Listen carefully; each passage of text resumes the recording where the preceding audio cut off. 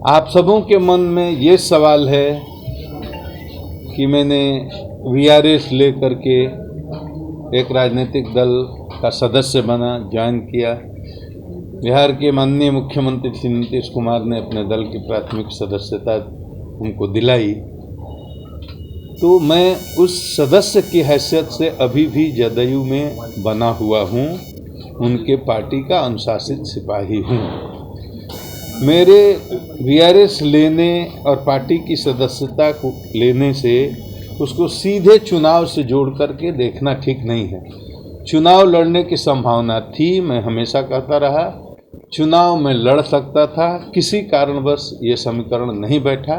राजनीति में बहुत सारी मजबूरियां होती हैं, तो मैं इस बार विधानसभा का चुनाव नहीं लड़ रहा हूं, लेकिन मैं एनडीए के साथ हूं, एनडीए के साथ रहूंगा।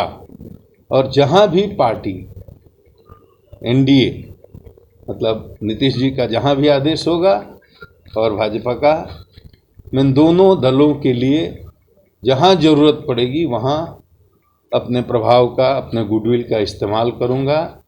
प्रचार में जाने की ज़रूरत होगी तो प्रचार भी करूंगा। अब तो मैं स्वतंत्र हूं और एक राजनीतिक पार्टी का कार्यकर्ता हूं, पॉलिटिकल आदमी हूं, तो पॉलिटिक्स में सबकी भूमिका निर्धारित होती है।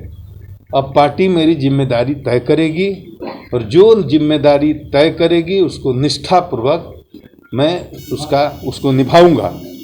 जहाँ तक मेरे बारे में आपकी जिज्ञासा होगी तो मेरे बारे में एनडीए के लोग सोचेंगे कि क्या करना है। मुझे अपने बारे में कुछ नहीं सोचना है और अपने बारे में कुछ नहीं बोलना।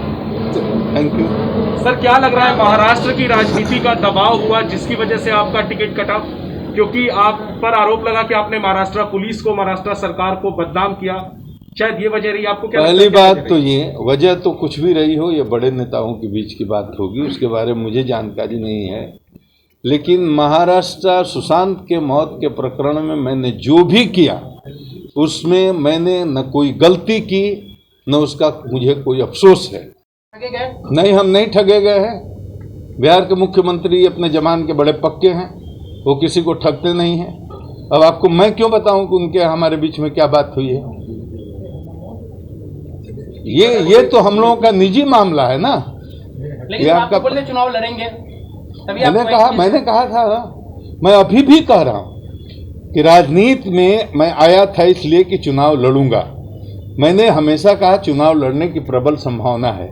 लेकिन दूसरी जो बात कही वो आपने नहीं सुनी, पहली बात पकड़ ली। मैंने भी कहा कि राजनीति के समीकरण ऐसा होते हैं कि कभी कभी आप जिस तरह से चाहते हैं उस तरह से चीजें मूव नहीं करती हैं, उसमें हेर फेर हो जाता है। तो ये बात समझने की है।